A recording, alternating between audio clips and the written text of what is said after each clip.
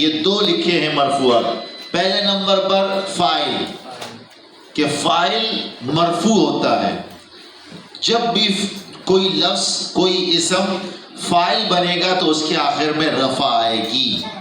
اور رفع کتنی صورتوں میں ہوتی ہے؟ 3. اب 4 بھی بول سکتے ہو، 1 پیش، 2 پیش، الف، واو. ان صورتوں میں رفع آئے گی. تو مرفوعات کل 8 ہے، ان میں ہم سب سے پہلے لے لیتے ہیں فاعل. تو اب فاعل کی ہم تعریف پہلے پڑھتے ہیں کہ فاعل کیا ہوتا ہے.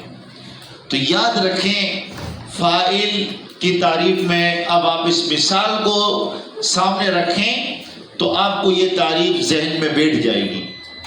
ضرب زید عمرا، زید نے عمر کو مارا.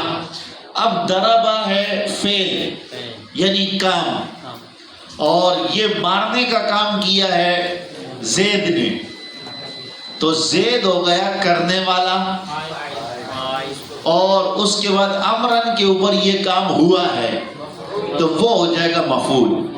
تو اب ہم آتے ہیں کہ فاعل کی تعریف کس طرح کریں گے.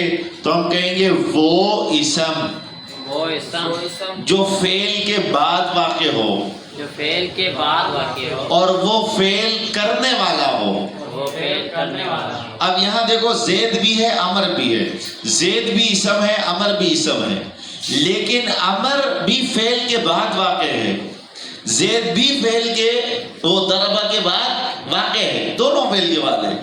لیکن ایک ہے کرنے والا اور ایک وہ ہے جس پر کام ہوا ہے.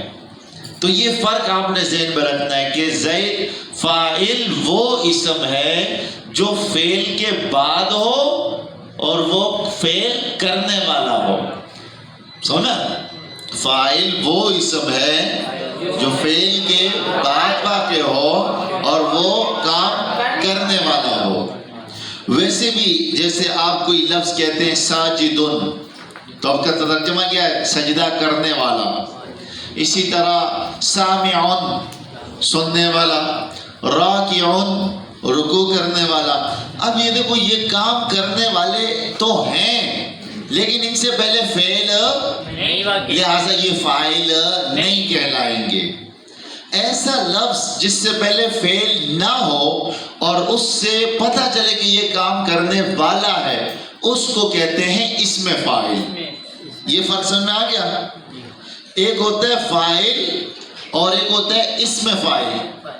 تو اسم فاعل کے لیے مرفوع ہونا ضروری نہیں ہے، اور اسم فاعل سے پہلے فعل ہونا بھی ضروری نہیں ہے.